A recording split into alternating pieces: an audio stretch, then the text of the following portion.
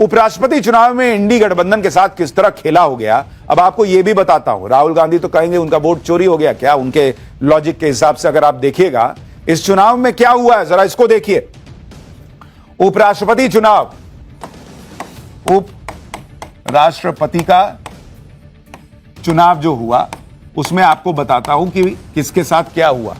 अब आप देखिए एनडीए यानी नरेंद्र मोदी के नेतृत्व में जो एनडीए था, इनके लोकसभा में कितने सांसद हैं? इनके लोकसभा सांसद अगर आप देखिएगा तो वो है 293 लोकसभा में एनडीए के। राज्यसभा में कितने सांसद हैं? राज्यसभा में इनके सांसद हैं 134। तो दोनों जोड़ दीजिएगा तो ये कुल कितना बैठा बॉस? ये दोनों मिला के बैठेगा 427। अब आज वोट कितने मिले एनडीए को, एनडीए के कैंडिडेट को, सीपी राधाकृष्णन को वोट कितने मिले?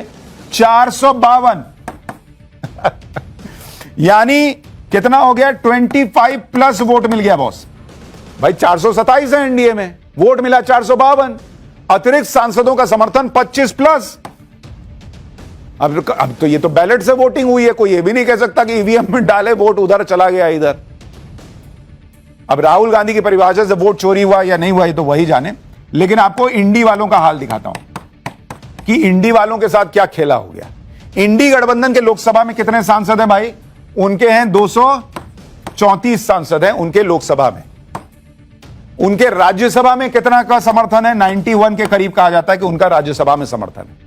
तो उनके कुल वोट कितने हो गए? 315। इन दोनों को जोड़ दीजिए तो 315 बैठता है। लेकिन वोट मिले कितने? उनको वोट मिले 300, यानी -15 लेबल आया। यहां भी 15 गायब हो गए।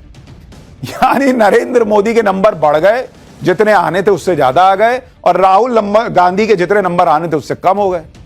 अब कहीं इसमें भी वोट चोरी का नारा ना हो जाए कि भाई वोट चोरी हुई है। उपराष्ट्रपति चुनाव की वोटिंग खत्म होने के बाद खुद कांग्रेस दावा कर रही थी कि इंडी गठबंधन सारे सांसदों ने वोटिंग की है। जयराम रमेश ने लिखा था कि उपराष्ट्रपति चुनाव के लिए वोटिंग खत्म हो चुकी है, विपक्ष एकजुट रहा, उसके सभी 315 सांसद वोटिंग के लिए पहुंचे। यह अभूतपूर्व 100% मतदान है। जब इंडी के सारे सांसदों ने वोटिंग की तो फिर इंडी गठबंधन के 300 वोट ही क्यों आए? 15 कहां चले गए भाई? नरेंद्र मोदी के वोट कैसे बढ़ गए? इसका मतलब साफ है कि इंडी के कुछ वोट या तो रद्द हुए या फिर क्रॉस वोटिंग हुई।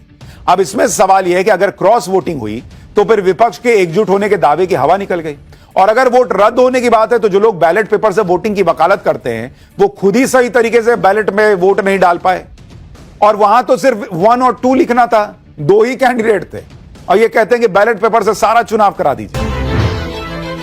जन जन की पुकार, मोदी संग बिहार।